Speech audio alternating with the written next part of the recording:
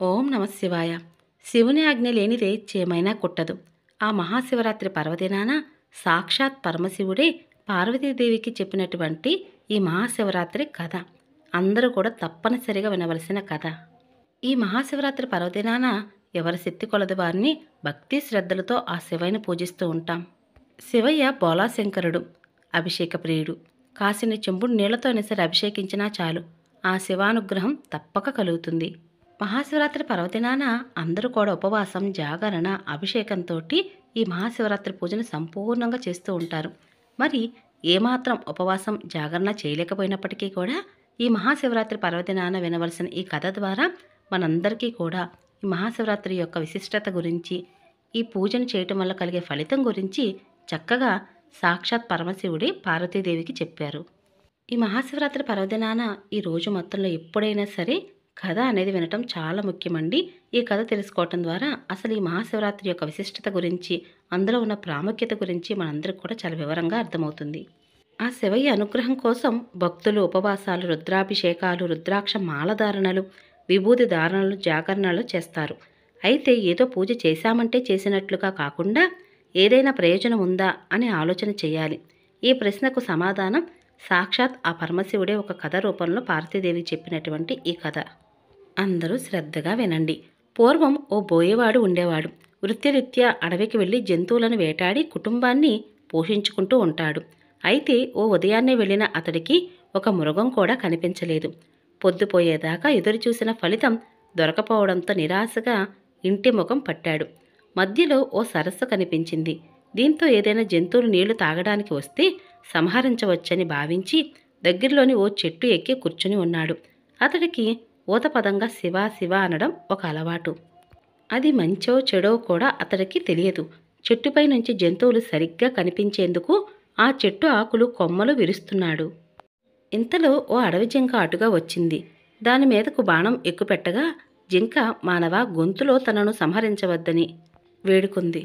తనను చంపటం అధర్మమంటూ ప్రాణభిక్ష పెట్టమని ప్రాధేయపడింది. మామూలుగా అయితే అతడి మనసు క్రూరంగా ఉండేది. కానీ ఆ జింక మానవ భాషలో మాట్లాడేసరికి ఏం చేయలేక వదిలేశాడు. అలా రెండో జాము కూడా గడిచింది. ఇంతలో ఇంకొక ఆడజింక అటుగా వచ్చింది. దాన్ని కూడా సంహరించాలని అతడు భావించగా తను బక్కపలచగా ఉన్నానని, తన మాంసంతో మీ కుటుంబం ఆకలి తీరదంటూ విడిచిపెట్టమని కోరింది. మరి కాసేపటికి నీకు ఏ జంతువు దొరకనట్లయితే తానే తిరిగి వస్తానని కూడా వేడుకుంది. మొదటి జింక కూడా ఇలాగే పలికేసరికి ఆశ్చర్యపోయిన వేటగాడు తన ప్రాప్తం ఇంతే అనుకుని దాన్ని విడిచిపెట్టి ఇంకో జంతువు కోసం ఎదురుచూశాడు. ఇంతలో మూడవ జాము గడిచేసరికి ఒక మగజింక అతడికి కనిపించింది. దాన్ని బాణంతో సంహరిద్దామని అనుకునేంతలో ఒక మగజింక కూడా మానవ భాషలో మాట్లాడింది. రెండు ఆడజింకలు ఇటుగా వచ్చాయా అని అతడిని అడిగింది. వచ్చాయని, తనకు ఏ జంతువు దొరక్కపోతే తామే వస్తామని తనకు చెప్పినట్లుగా కూడా వేటగాడు మగజింకకు చెప్పాడు. అప్పుడు ఆ మగజింక అయితే ఆ రెండు జింకలను ఓసారి చూసి వస్తానని, అప్పుడు తనను చంపమని పలికి వెళ్ళింది. ఇంతలో నాలుగవ జాము కూడా గడిచి సూర్యోదయం అయ్యింది. తనకు మాటిచ్చిన మూడు జింకల కోసం ఎదురుచూస్తూ చెట్టు మీదనే కూర్చుని ఉన్నాడు వేటగాడు. ఇంతలో మరొక జింక దాని పిల్ల అటుగా రావడం గమనించాడు. విల్లు ఎక్కుపెట్టిన బోయవాడితో ఆ జింక కూడా తన పిల్లను ఇంటి వద్ద విడిచి వస్తానని, అప్పటి వరకు ఆగమని పలికి చెప్పి వెళ్ళింది. మరి కొద్దిసేపటికి 4 జింకలు బోయవాడికిచ్చిన మాట ప్రకారం వచ్చి సత్యానిష్టతో తనను చంపమంటే తనను చంపమని ప్రాధేయపడ్డాయి. ఆ జింకల సత్ప్రవర్తన వేటగాడిలో మార్పు తీసుకువచ్చింది. ఆ రాత్రంతా అతడు కూర్చున్నది మారేడు చెట్టు కావడం, అతడికి తెలియకుండానే శివనామస్మరణ చేయటం, తను చూపునకు అడ్డు వచ్చిన మారేడు ఆకులను కోసి కింద పడేయడం చేశాడు. ఆ చెట్టు కిందనే ఆ పాత శివలింగం ఉండడం వల్ల ఆ మారేడు దళాలు లింగంపై పడ్డాయి. దీంతో మారేడు దళ పూజ ఫలితాన్నిచ్చింది. 4వ జాము వరకు మేలుకువతో ఉన్నాడు కాబట్టి జాగరణ ఫలితం వచ్చింది. బోయివాడు క్రూరుడు అయినప్పటికీ ఈ పుణ్యకార్యాల వల్ల అతడి మనసు నిర్మలమైనది. పైగా జింకల సత్యానిష్ట అతడిని పూర్తిగా మార్చివేసింది. శివరాత్రి పర్వదినం అని తెలియకపోయినా అనుకోకుండా చేసిన పూజా ఫలం వల్ల అతడు హింసను విడనాడాడు. జింకలు తమ సత్యానిష్టతో పరమేశ్వరి అనుగ్రహం పొంది మృగశిర నక్షత్రంగా మారాయి. వేటగాడు ఆ నక్షత్రానికి వెనుక ఉజ్వలంగా ప్రకాశిస్తూ లుబ్ధుక నక్షత్రం అనే పేరుతో నిలిచిపోయాడు. హింస చేయాలనుకున్నప్పుడు క్షణకాలం ఆగి ఆలోచిస్తే మనస్సు దాని నుంచి మరలుతుంది.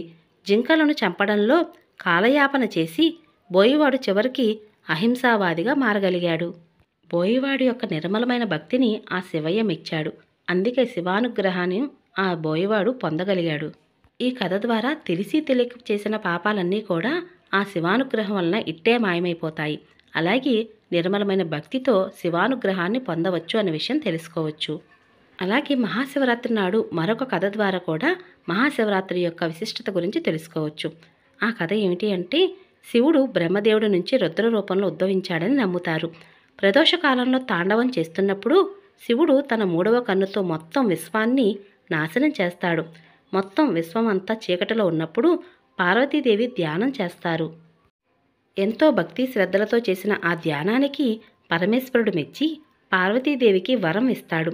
అప్పుడు ఆమె ఎవరైతే ఆ రోజున పరమేశ్వరుడిని ఆరాధిస్తారో వారి కోరికలన్నీ నెరవేరుతాయి అని అంటారు. పార్వతీదేవికి శివుడు వరం ఇచ్చినప్పటి నుంచి శివరాత్రి పండుగ జరుగుతుందని ప్రజల విశ్వాసం. అలాగే శివయ్య లింగాకార రూపంలో ఎందుకు ఆవిర్భవించారు అనే విషయం ఈ కథ ద్వారా తెలుసుకోవచ్చు. బ్రహ్మ విష్ణు వివాదం. పురాతన కథల ప్రకారంగా శివరాత్రి గురించి చాలా కథలే ఉన్నాయి. ఓసారి విష్ణువు బ్రహ్మ మధ్య నేనంటే నేనే గొప్ప అని చర్చ అనేది జరుగుతూ ఉంటుంది. ఇద్దరు తామే గొప్ప అని వాదించుకుంటూ ఉంటారు. అది విన్న శివుడు లింగ రూపంలో ప్రత్యక్షమయ్యాడు. అంటే బ్రహ్మ విష్ణు గొడవ పడుతున్నప్పుడు వారిద్దరి మధ్యన తగాద తీర్చడానికై ఆ శివయ్య లింగాకార రూపంలో అంటే ఒక స్తంభ రూపంలో వారిద్దరి మధ్యన వెలిశారు. అసలు ఈ స్తంభం ఎక్కడి నుంచి వచ్చింది అనే విషయాన్ని వెతకడం ఇద్దరూ మొదలుపెట్టారు. కానీ దాని గురించి ఏమీ తెలుసుకోలేకపోయారు. బ్రహ్మ నిజాయితీగా వ్యవహరించకపోవడంతో శివుడికి కోపం వస్తుంది. బ్రహ్మదేవుని తన తలను శివుడు నరికేస్తాడు. శివుడు కోపాన్ని చల్లార్చడం చాలా కష్టమైన పని కనుక విష్ణువు శివుడిని ఆరాధించాడు. ఆయన ప్రసన్నం చేసుకున్న రోజున మహాశివరాత్రిగా జరుపుకుంటారట. ఇటువంటి పురాణ కథల ద్వారా మహాశివరాత్రి పర్వదిన యొక్క విశిష్టత గురించి, అసలు ఆనాడు ఏం జరిగిందనే విషయం గురించి కూడా తెలుసుకోవచ్చు. ఈ మహాశివరాత్రి పర్వదినాన అసలు శివలింగాన్ని ఎందుకు పూజించాలనే విషయాన్ని ఈ కథ ద్వారా తెలుసుకోవచ్చు. మహాశివరాత్రి నాడు శివలింగాన్ని పూజించటం వెనుక చాలా కథలే ఉన్నాయి. ఒకరోజు దక్ష ప్రజాపతి యజ్ఞానికి అందరినీ పిలిచారు. కానీ శివుణ్ణి ఆహ్వానించలేదు. ఈ విషయం తెలుసుకున్న సతీదేవి ఈ యాగంలో అగ్నిలో కాలిపోయి మరణించింది. ఆమె మరణంతో శివుడు కోపంగా ఉన్నాడు. భూమిపై తాండవం చేయడం మొదలుపెట్టాడు. భూమిపై సంచరించడం మొదలుపెట్టాడు. ఒకసారి అతను బ్రాహ్మణుల గ్రామానికి చేరుకున్నారు. శివుని రూపం చూసిన బ్రాహ్మణులు పరవశించిపోయారు. దీనితో బ్రాహ్మణులు కోపంతో ఆయన్ని శపించారు. ఈ కారణం శివలింగం ఆయన నుంచి వేరయింది. అది భూమిపై పడింది. ఆ లింగం బరువు భూమి మోయలేదని ఈ ఘటనతో 3 లోకాలలో గందరగోళం నెలకొంది. పరిస్థితి విషమించడంతో ఋషులందరూ సహాయం కోసం బ్రహ్మదేవుడు వద్దకు వెళ్ళారు. ఈ సంఘటన వెనుక గల కారణాన్ని బ్రహ్మదేవుడు తెలుసుకున్నాడు. అందరితో కలిసి శివుడు దగ్గరికి వెళ్ళారు. బ్రహ్మదేవుడు శివుడిని పూజించి తర్వాత లింగాన్ని తిరిగి ధరించమని కోరాడు. బ్రహ్మదేవుడు బంగారు శివలింగాన్ని సృష్టించి క్రమపద్ధతిలో పూజ చేశాడు. తర్వాత దేవతలు ఋషులు మునులు అందరూ వివిధ పదార్థాలతో శివలింగాన్ని సృష్టించి పూజ చేశారు. పురాణం ప్రకారం శివలింగాన్ని ఆరాధించటం అప్పటి నుంచి ప్రారంభమైంది. శివలింగాన్ని పూజించే ప్రదేశం తీర్థయాత్రగా మారుతుందని నమ్ముతారు. ఒక వ్యక్తి శివలింగాన్ని ఆరాధించే ప్రదేశంలో చనిపోయి శివలోకాన్ని పొందుతాడు. కేవలం శివ అనే పదాన్ని జపించటం వలన పాపాలన్నీ తొలగిపోతాయి. ఇటువంటి పురాణాల కథల ద్వారా మహాశివరాత్రి యొక్క విశిష్టత గురించి మనందరం తెలుసుకున్నాము. ఇటువంటి పురాణ కథలు మనందరం తెలుసుకోవడమే కాదండి, 10 మందికి చెప్పటం ద్వారా ఈ మహాశివరాత్రి యొక్క విశిష్టత గురించి ప్రచారం చేసిన వారం అవుతాము. నమస్కారం.